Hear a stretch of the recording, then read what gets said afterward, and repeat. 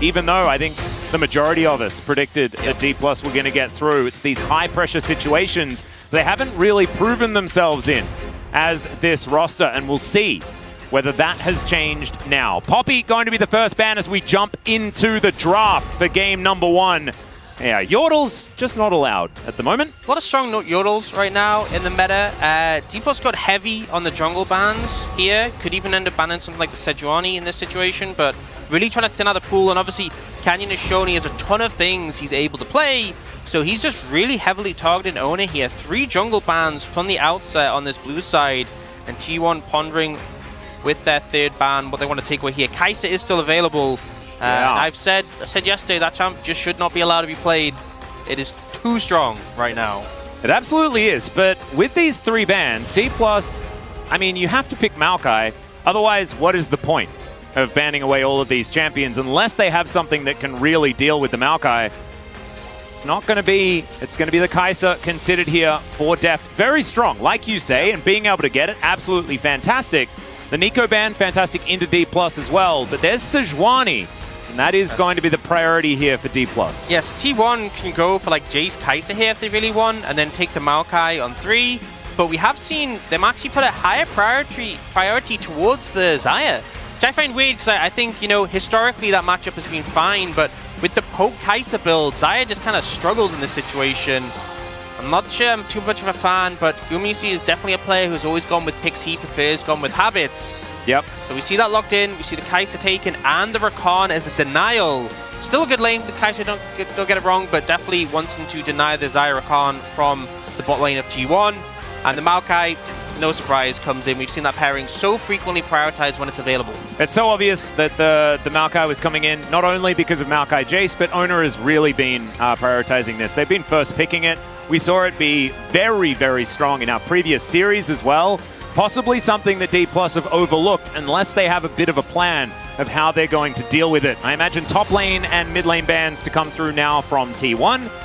But top side does need a little bit of a look as Sejuani pairings are still available. That's interesting they banned the Yone. I was really thinking they'd probably lean towards top lane bans, but maybe they're thinking there's just too much available because like Jax and Renekton are the 2 big pairings of Sejuani I wouldn't want to deal with. But we've often seen this from T1, that they don't really prioritize theirs too much in the draft phase. They're happy for them to take rougher matchups. We've seen, you know, like at World Finals last year, letting Kingen have the Aatrox. We saw MSI. When they let Bin have the Gwen, they often let their opponents have a lot of power. And maybe, though, the intention is they take the Renekton themselves on 4. So do D+ ban it themselves in this situation? Just have to see. And what is the final ban here for D+? Likely another support ban. Could be the Alistar taken away from Keria to deny a little bit more. But Nautilus is up and available as well, and something that he has defaulted to. Instead, they're heading towards the top lane, not allowing Zeus to have his debut champion, and he'll just lock away the Aatrox, feeling pretty good about it, I imagine. I feel like this is so risky, though. I was thinking they would take the Renekton on 4, but now, I mean, D+ could take the Renekton themselves, but looks like they might go in even more aggressive. Toying with the idea of a Fiora could be devastating in the side lane if they end up picking this up. And obviously something we've seen historically picked into Aatrox quite a bit, not so much recently. Used to be an old favorite, of course, as Azir going to be locked away first. I think Renekton would definitely be the safe pickup for D+ right now. But the Fiora would be pretty cool.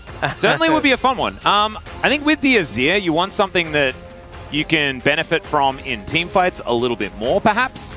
Of course, Azir works into Aatrox quite nicely. You can get rid of him if he's running amok, just killing everyone with massive amounts of AoE damage. And there is the Renekton that we've seen a little bit more consistent into the Aatrox, as that is Janna being hovered, a champion that we have spoken about many times and has never been locked in, and is not going to start now.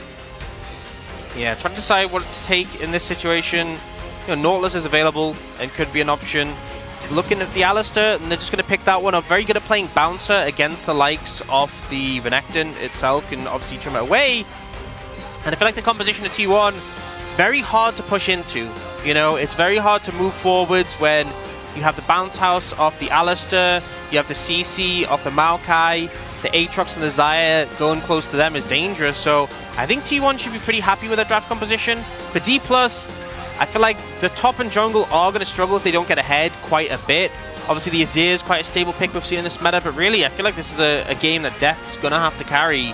Yep. I think D+ are wanting to hit the ground running, because I think when it comes to team fights, if T1 get ahead, if they get set up on an objective, set up in the river, you're going to really struggle to push in and contest. I also feel like this is going to be a big test for the welcome back of Kellen as well, because I think that they'll be relying a lot on this Rakan getting the engages happening, and he has found great flanks in the past. His teamfight positioning, especially on the outset of a teamfight, is often fantastic. It's what we've credited him with a lot, even when he was playing with Docdom last year, things like this. It has been a skill set of his. We'll see whether Kellen is going to be able to channel some of that moving into this game. But I feel like both of these teams pretty much got exactly what they wanted. I think that there's a clear game plan for both of these squads, and I think they've managed to get it here, and we'll see in game number 2 who's going to have to pivot to deny what they wanted. Who's got the best read on what the most high-value picks are going to be. Yeah, and it's an interesting approach from D+, banning all those junglers, prioritizing the Sejuani, leaning heavily on that top jungle duo, so expect to see attention there in this game 1. Exactly. Let's jump onto the Rift here for game number 1 of our second playoff series.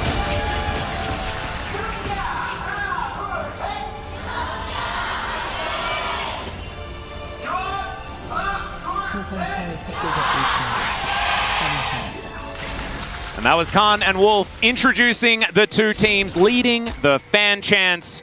You can hear both sets of fans feeling like there is a little bit of tension, a little bit of desperation already in this series.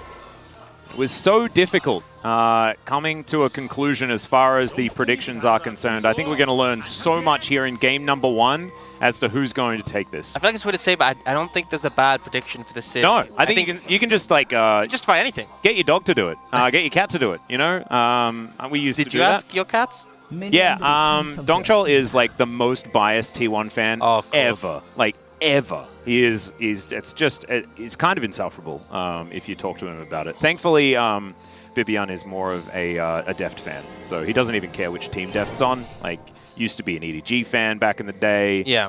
Yeah. So a lot of rivalry there. Yeah, a lot. As Kellen going to grand exit from this one. Deft be in trouble, though. He is in the Dragon Pit, and he's going to have to flash at level 1. Gumayusi and Keria just trying to keep him here. He's going to take too much damage here before having to flash, and is eventually going to do it. But taking all that damage just for free instead of just using the flash that you knew you were going to have to use was a silly choice, I thought. Yeah, I think he was trying to mind game it, like, hey, I don't actually need to flash, and then T1 were like, no, you definitely need to flash, and he just ended up getting hit by the Alistair. And again, because it was so late, it means that Deft is just already burnt his potion in lane, already down in health, so a bit of a disadvantage, and we kind of emphasize how Gumayusi and Keria have really looked for these 2v2s, looked to find power there. Obviously, with the Alistair, going to be waiting a little bit, but level 3 is the big spike when you can combo, follow up with the root from the Blade Caller into the stun, and with no flash for death, no cleanse either, you could easily be taken out by that combo, so got to be very cautious. No, absolutely. You can see now, level 2 going to be gained by Gumayusi. Keria was away from some of the minions here early on, as level 2 is going to be collected here by D+. I think relying a little bit on landing these Gleaming Quills. It was you that actually spoke to me earlier about the fact that Rakan's sustain really has improved. And being able to land those Qs consistently can keep your AD carry safe. It's like playing Soraka, honestly, where you land in the Q and get sustained. That was one of the things they buffed, you know, when it was the Ashe support meta and all the melee supports just getting bullied out. They added that, and it just makes them so obnoxious. If he hits one Q, all that hard work, all that training you've done is just completely been negated. You can see Death already quite healthy. Obviously, part of it is the sustain you get from the Cole, but also if Kellen keeps landing these Qs, that chunk he took level 1 will just mean nothing. Yep. And very large minion wave moving towards the turret. So Faker taking a lot of damage here in mid lane as well, as Showmaker takes 2 turret shots. I'm not sure about that one. That seems like it's in the cons column. Yeah, not the best move, but is having a pretty solid advantage in lane. I do think what's important is we actually saw kind of push in and put a ward on the Krugs and spot Oner out, which is really important when we saw that big wave coming in, because I think D+ wanted information. Where is the enemy jungle? Could he be diving right now? We have seen these early Maokai dives as early as level 2, level 3, where there's not much you can do with his ability to reset aggro, so could they spotted that out, and now we see Canyon moving up towards the top, and this wave is in a terrible spot for Zeus, for the enemy jungle to be there. Oh dear, Zeus going to go a little bit aggressive. There's Q3 up and available. not going to be opted into here. As Zeus puts a ward over, but as soon as he moves up, Canyon may find an opportunity instead. Thinking about just keep... Okay, never mind. Zeus, let's see whether he does have to flash, and he does. Does it very early as well. Doesn't want to take unnecessary damage if he still knows that he's going to have to use the Summoner spell. The ward was really good. You know, doesn't go for the ward in the tri-burst, goes for the safety ward, expecting the enemy jungle to be there. And now Oner is here to back up. I think with the wave as well, there's no way that D+ go for this 2v2. The minions would make too much of a difference. So Oner just wants to help Zeus crash the wave in. Ooh, Slice now on cooldown. If he had a diced forward, he could have just been dead there. But you can see Canna also playing respectfully. Showmaker will take a bit of damage here from Faker in the mid lane. You can see the CS extremely even between the two, as Canna going to avoid the big damage of Q3, but it'll still take a little bit. You know, it's just waiting for Canna to make a mistake to go aggressive. You know, with the Renekton, you need to get up close and... Well, Flash is available, but Canna, he's going to Flash Slice, try and get himself out, as now a fight towards the bottom side. Keria, fair bit of damage has been taken already. As Canyon moving on in. Can they actually make a dive work, though? As notoriously difficult to take down a pulverize-wielding cow. As this turret is, scared Yuumi, understandable.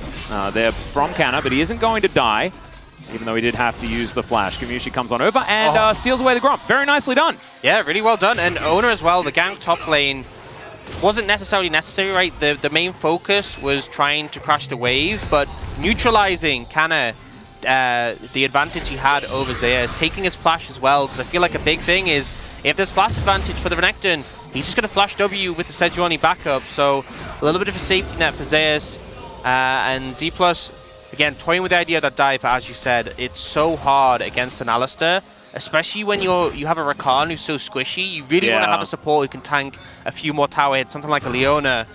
So they opt not to go for it. And I feel like Canyon's been playing this game very patiently with how he's approached things in the early game. Yeah. We saw yesterday the Renekton be very, very powerful. And it is a similar story. Of course, Canna is very comfortable on this champion. Having a look at his win rate, he's still not exactly on the greatest of win ratios on the pick after 10 games played. Not quite like Kingan's 100%, more like a 40%, but has had some pretty pivotal games on this champion, regardless of what the outcomes of the pick have been in previous series. Level 6 is available for Showmaker. They could look for a shuffle attempt here, but you see Keria heading mid off reset, which might make it trickier. Canna getting a plate there with a Demolish. Yeah, Zeus being like, why did you just come over and do that? And I think ultimately with the outcome of this top lane, if Zeus isn't losing by much, he's doing pretty good. You know, considering he's against the Renekton, who can really get up in your face in the 1v1, but also the duo with the Sejuani. D+'s game plan should have been to really snowball the top lane. And for how it's gone so far, I think T1 can be pretty happy with the outcome. Yeah, we know that Zeus will be able to get a lot of work done as this game continues. So a slight gold advantage, I guess, for D+, but I'm looking at Zeus, and if he can just continue to do whatever the heck he wants in this lane and in future team fights, could be very, very difficult. We know that he has been such a big carry for T1 on this new and improved Aatrox. Yeah, I mean, the damage it has is just absurd. And also, just if you're playing like a Renekton, if you're playing a Sejuani or a Rakan, and you're trying to dive into T1 to get onto this Jace, and the Aatrox is just there, landing Qs, it's going to feel so horrific. Shock Blast going to be avoided here by Showmaker. So far, the early game here in mid has just been a ping-ponging of waves. Both Showmaker and Faker not wanting to put on too much pressure. A few Shock Blasts and Conquering Stands and things like that being traded as Rift Herald. It's fully on T1 vision as Faker will have his Shock Blast blocked by a minion, unfortunately, as Deft just barely spotted out here. As will he land the Void Seeker? There's the flash forward as Kellen's going to get the flash out of Faker. Void Seeker comes in and Deft still wanting to try and get it, and there's First Blood! They take down Faker and get his flash. Beautiful roam up, perfect timing. They just got the Herald. No mid laner to defend. Oner, I guess he could come over and ult, but that damage is already done. The Herald's going to come down, and that's going to be 3 plates mid secured. suddenly what seemed like a pretty even laning phase, you know, a bit of an edge for Showmaker. One bad trade from Faker, one roam up from the bot lane, and it's all falling apart. And this goes back to what Acorn was saying, where he said this game is going to hinge on the performance of Showmaker and Deft. Well, what they did was they gave Deft first blood and gave Showmaker 3 plates. I'd say that they've already made a pretty good start to what that game plan is. Really nicely done, and so often we've seen teams focus Faker. Like his global taunt is just, it's a real thing. This time around though, this was a punish, and this wasn't one that T1 could then macro their way out of. Yeah, and we see, you know, Faker in this situation, trying to get some defensive vision, does overstep. Could have put that ward in the brush without going so far forward, but here, Deft, knowing the damage potential, has the Hail of Blades as well, so able to get the passive proc very quickly, and now you want to start on this dragon, but looks like a contest is coming through, but Showmaker just got chunked. Yeah. Faker also taking a bit of damage, but Showmaker a bit lower. Does have Flash, does have Emperor's Divide. As the Nature's Grasp is going to come out, Deft is going to be able to walk past Canyon, but the Glacial Prison landing isn't going to matter if the Drake is just dead, and the D+ going to have to walk their way out. Pulverize comes in, there's the Flash Headbutt as Canyon tries to get himself out of there. The Smash Bash back though onto the Sejuani. Permafrost does come in and Canyon is surviving for the moment, but he is going to fall in the end. Kind of cute that he gets a bit of a walk around, and that is going to be the first kill for T1, evening the scoreline. Yeah, good opportunity found by Keria, but also, gotta say, T1 with such confidence in that play. As it started off, they were the ones who initiate the dragon, and they had Zeus teleport top lane. They had the TP advantage. They could have had him teleport to the fight, but they're like, no, we don't need you. We're fine 4v4. They get the dragon and get a pick on the back end, so pretty fantastic turnaround for them. Yeah, really nicely done. Showmaker as well has gone for the lower damage build with the crown coming in. Pretty good against one form of poke with these shock blasts that are going to be coming through. Showmaker can play DDR against as many of them as he can, and if he gets hit, he's not going to worry too much, but still got chunked as he tried to face check his way in, and as you can see at the start of this replay, Showmaker is below half. Yeah, and it's just so hard to approach against this composition from T1. They were there first, they were on the objective, and then Canyon's just hanging around. I'm not really sure for what. You know, the play's already over, the dragon's already gone. You're not really finding a fight here, and he just lets this play essentially happen. It's a great read from T1, but Canyon definitely overstaying to allow it happening. And of course, they make sure that Gumayusi is the one who gets the kill there. Yeah, and doubling down onto a bad play or onto a lost situation is never really a good thing, as Keria here to try and protect this turret. Will be able to defend from the keeps the cannon alive for Faker. For Faker specifically, right, which I think is important. He's like, welcome back, here's your cannon. Yeah, you know, silver platter. Gumayusi's by himself, he's like, where's my support gone? Yeah, where's my cannon, Keria? Faker's like, your support? Yeah, no. Faker now looking for a back timing. We'll see whether he can complete his first item. Duskblade probably what he's going to head towards. Showmaker does already have his mythic complete. So Canna and Zeus fighting as Oner clearing out vision where he can. Kellen moving on up as well, and Canyon is in the area. And we'll see whether he is going to try and stay a little bit juicy as Keria is going to move in. Canyon gets on over and Keria is going to decide against it. 3v3 in the top lane. A lot more attention than a lot of our top laners have been used to. As Deft and Gumayusi just fighting this one out. Supercharger from Deft as Gumayusi will get a fair bit of damage down. Not afraid of this Kai'Sa right now as Oner going to get that Bramble Smash onto Canyon. Gumayusi has to be careful. I mean, the only reason I feel like Deft didn't go for that was the lack of mana. But with ult, it's so hard to play the 1v1 as the Xayah because Deft can use the ult to reposition, and then if you flash for the feathers, he can flash too. And if you don't hit the feathers in the 1v1, you aren't winning from that point. Yeah. Ooh, the chains are going to be broken here as... Oh, they're going to miss! And there's the flash out. Zeus is going to stay alive. Kellen's running for it, but he finds the three-man quickness and grand entrance that there is no follow-up for. So unfortunately, it doesn't get enough done. Still, no one's going to die on the top side, and there are a few summoner spells now on cooldown. You know, that play from Kellen, might see a bit more here. Yeah, Faker is... This is not your turret, Faker. As Showmaker is going to get the Emperor's Divide, the flash. It doesn't work out, and now Faker is going to have to take the other side, and he will be all right, at least for the moment. Still, Canyon's moving over. Shock Blast coming in, and can Faker find himself an execute or some sort of avenue of escape? And the answer is no, because Showmaker will just hit him with a couple of auto attacks. That is going to be the solo kill for the Azir.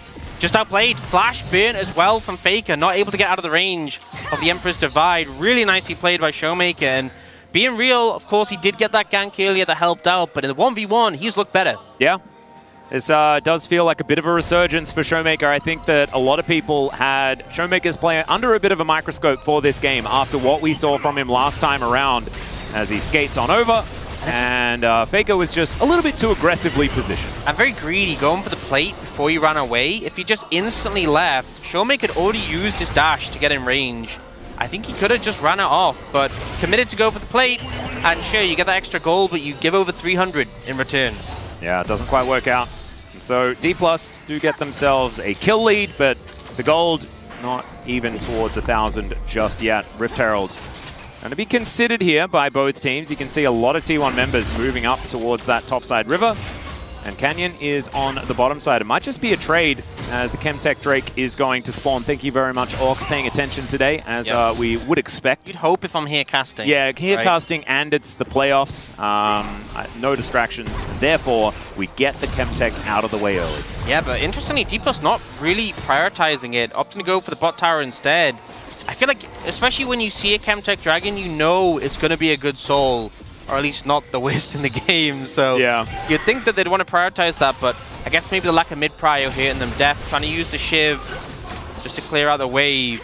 And T1, they've got the Herald, and now they're just shifting over bot, and I feel like D+ just gave too much space. They are going to get first turret blood, and that is a bit of extra money, but ignoring these dragons completely is an interesting choice to make. Canna doesn't have teleport, Zeus even has his, and he's closer to this fight. As now, D+ moving in, another Glacial Prison going to come through, but this Drake is going to belong to T1, and they'll just walk their way out. Trade some ultimates from some junglers, and it's going to be an Ocean Soul today. Yeah, could have been worse for the side of D+. If it had been something like Hextech, definitely would have felt like a disaster, but Ocean, still, I feel like there's two factors to it. One is that the poke from the Kai'Sa is going to feel a lot less significant, but also the Ocean map is fantastic for Maokai. So many more brushes for you to throw saplings in, so definitely not feeling the best about that one. But yeah, I think the lack of TP for Canna was a big factor in them not going for that, but it just felt like, you know, they focused on the bot tower, they wanted to defend their top tower, but in return they gave over the Dragon and the Herald, and now T1 could really easily just look for an angle to throw down the Herald mid, break up in that mid tier 1, and be in such a good position. No, exactly, and they didn't even need to use the Herald to get Drake priority, because D+ kind of just weren't interested in taking that one down. They're going to need to in 4 minutes' time. Pay some attention. Soul Point is going to be important, and like you say, there's poke on both sides, and so being able to mitigate that for either team is going to be absolutely fantastic. Showmaker just claiming even more gold, though, as his crown does get broken, but still, if he's able to take the local gold from 2 turrets in these side lanes, this Azir will be very, very powerful, moving towards his Nash's Tooth now. And even with a crown build, if you become, like, you know, an item or 2 ahead, you're going to be still very, very powerful. Yeah, I think the main thing is compared to, like, Liandry's, you aren't going to cut through the front line as easily. But in terms of hitting squishy targets, you're still going to shred them. And to be honest, Azir doesn't really struggle that much with sustained damage, so still will be a big threat and has a pretty sizable lead over Faker at this point. And, you know, Jace is another one of the champion where being ahead of the curve makes such a big difference, and really not going to be the situation this game. Well, there's a headbutt onto Kellen. He's going to have his grand entrance interrupted, but just uses it again. Once it comes back off cooldown, he will be all right. As Deft clearing out vision himself.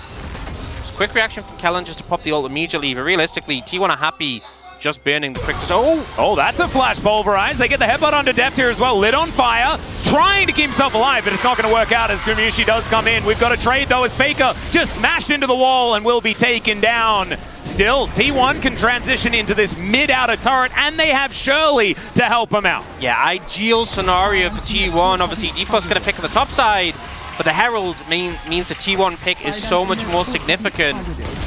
And Anna and Kellen not going to be able to do anything. And in a turret at this stage of the game, that should be able to mitigate any sort of gold lead that D+ had earlier on. Showmaker is going to be able to continue pushing. Zeus trying to get some work done as well, as this inner turret is going to eat up this entire wave.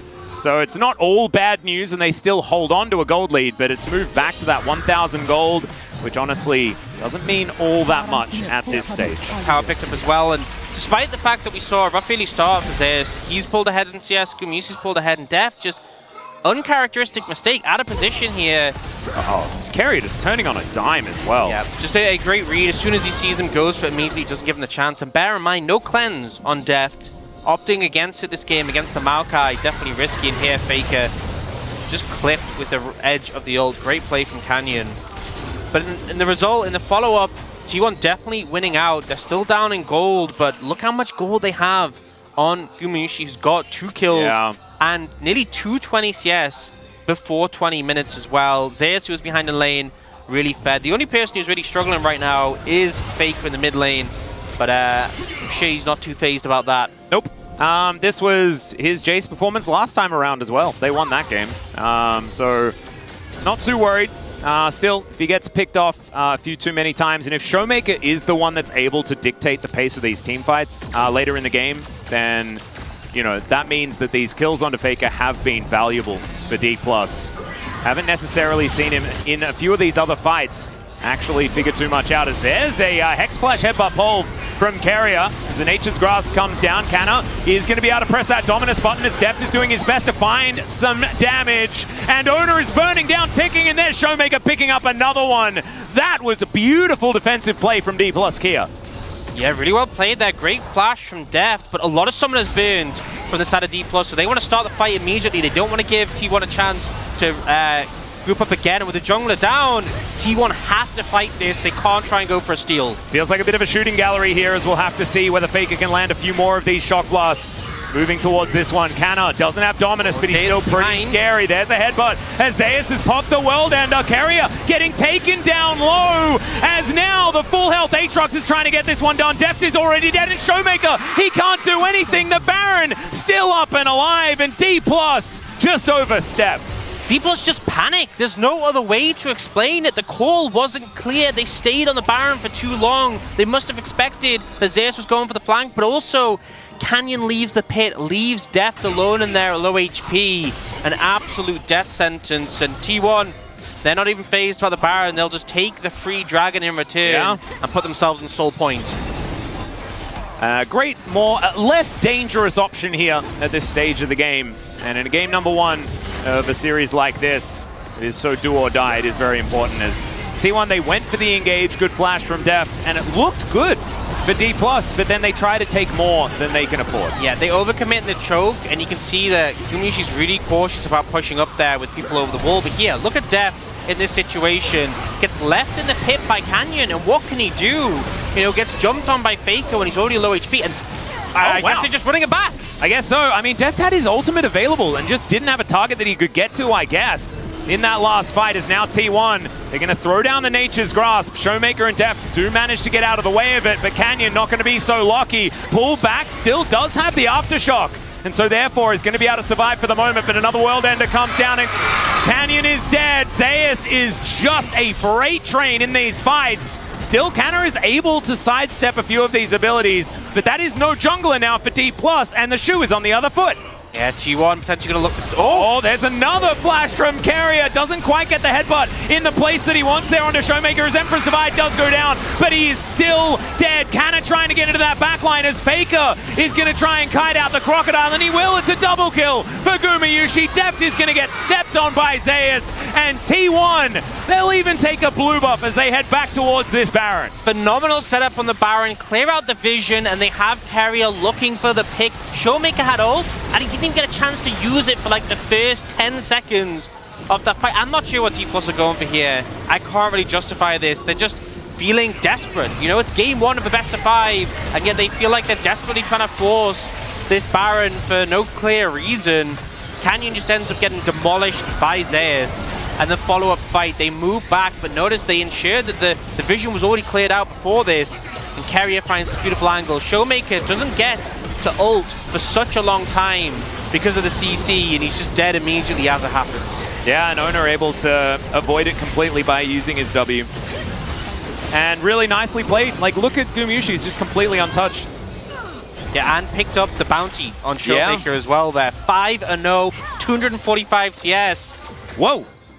Pretty strong. Yeah, I can see a cliff there. Yeah. As Canyon looking for Zeus, definitely would be a target that they do want to take down. He moves pretty quickly as the Infernal Chains come in. And yeah, I was a bit worried actually for D+. I'm glad that Zeus let them live. And you know, the Renekton's behind, and he is the primary source of AD for this composition. D+'s comp is so AP heavy with a damage profile now. Hexdrinker coming out for Zeus. If T1 stacks some MR, there's just no chance that D+ take it down. But they overcommit mid for the Aatrox and are losing their top inhibitor tower as a result. Yeah. T1 just playing this one masterfully. Yeah, no, it's absolutely fantastic. They're now 5,000 gold in the lead. Over 3K is the Baron power play. And it's setting themselves up for this Dragon in 2 minutes' time as well, quite beautifully. 1.5 minutes left on the Baron. They can continue to find more advantages, maybe even get themselves a top inhibitor, the best one, if you're going to be setting up around a Drake. Right now, D+ feels a little bit like some of their other games where later in the game, the calls just aren't as clear. The plan isn't quite there for how to pick up the victories. Yeah, and it definitely felt like they were concerned about piloting this comp as it goes later, or they were concerned about T1 potentially getting set up, getting momentum. So they're like, okay, let's just force Baron. But the plan and how to execute wasn't really there. And it has really backfired in this game. And now, especially against a Maokai, especially on an Ocean Rift, how are you supposed to approach this Dragon when every brush is just going to get chunked out by and spotted? Or there could just be an Alistar waiting. Yeah. And Keria has basically been waiting every single time. Yeah. And not really waiting, more like flashing. He's just been flashing. This Alistar has been absolutely incredible so far this series. Definitely my front runner for a POG. This one, as kind of trying to catch this wave, Kellen doing his very best to try and get some counter vision. As Zeus gets more of Malmortius, 3 items done, a full item ahead of Canna. I just don't know how they kill him, honestly, at this point. If he gets Ocean Soul, then Zeus moves into Immortality. Yes. And they just really won't be able to cut through him. He'll sustain so much. The more shield means your 2 carries are going to have an even harder time. I think D+, I don't think they win it, but I think you just have to try and fight here. I think if you let them get the Soul, it's even more doomed than it already feels. Yep. And you got not a lot to lose. If you lose the Drake, then, I mean, you're probably just going to get sieged and destroyed. And so I think fighting for it is going to be the option. There aren't very many good ones as Showmaker takes a big shock blast there from Faker. He just finished his Cyrilda's. This is a big spike for the Jace, and you know, Faker's had a rough game, picked out a lot, not doing the best in the laning phase, but now the damage is really coming through, and if they can't approach, you're just going to get poked out, but the Dragon's already gone. Yeah, it's just done. And now you've got Showmaker having to move back towards this bottom side because these minions were knocking on the front door. D+, I think that they've ran out of momentum, ran out of steam. Too many mistakes in a few of these team fights. No real option now. 3 level advantage for Gumayusi. Like, he is absurdly far ahead. That much of a level advantage between 80 carries, that's when you just know it's doomed. That's when you know it's just so hard. This Xayah is so strong, and they're looking for a potential flank angle, but it's a Sejuani with a Renekton, but against a Xayah. How are you supposed to do anything? You see Keria is already playing bodyguard. And they're on full vision as Grand Entrance does fly forward. Gumayusi's Featherstorm has already been used as Canyon's moving in. Showmaker trying to find an angle. He is so much of the damage. Kind of a shooting gallery here for D+, but Canna gets over the wall and Zeus just executes him. This Aatrox, man, you got to keep your eye on him in these team fights. Void Seeker is not going to find him there, and now with a man advantage, T1 are going to press forward. Inhibitor number 1 is going to go down. Faker presses W, that's going to help him grab that one as Keria doesn't find the headbutt. Can't quite get to the pulverizers. There's a twisted advance. Oner goes so far in and will just get destroyed. Good flash there from Deft to make sure they get that one, but still, 2 inhibitors for Oner. You probably take that if you are T1. 55 seconds on the Baron. So Oner will have 20 seconds to hoof it over towards the pit. Definitely a mistake by Oner there. I feel like they could have just played it patient, you know, had the poke. This engage attempt from D+, I don't argue with the theory behind it. You have to look for something, but you're just not going to make it work. Gumayusi pops the ultimate. Zeus just annihilates. Kind of look at all the healing that's just constantly coming through. No one ends up low. And then here, you already get the inhib. You could just play for poke. This just felt like a bit of an overforce from Oner. So at least the one thing is that they burn the summoners from death. So if that was the game plan here, then I think it kind of makes sense. But it does allow D+ to push in on Baron. You can see already Kellen was just there getting some vision. So T1, you got summoners from the Kai'Sa. If you sweep out the vision here, it's going to be even harder for D+ to contest the Baron. And once you have Baron, that's game over. Absolutely. Exodia on the table here for D+. They haven't really been able to get too much else. They got a Rift Herald earlier on in the game, and that is it as far as neutral objectives are concerned. It's just gone. I think it is, and there it goes. So Oner going to be able to lock that one down. Now D+ are looking for a team fight, but Keria, he's found Kellen, their key form of engage, and he just gets destroyed.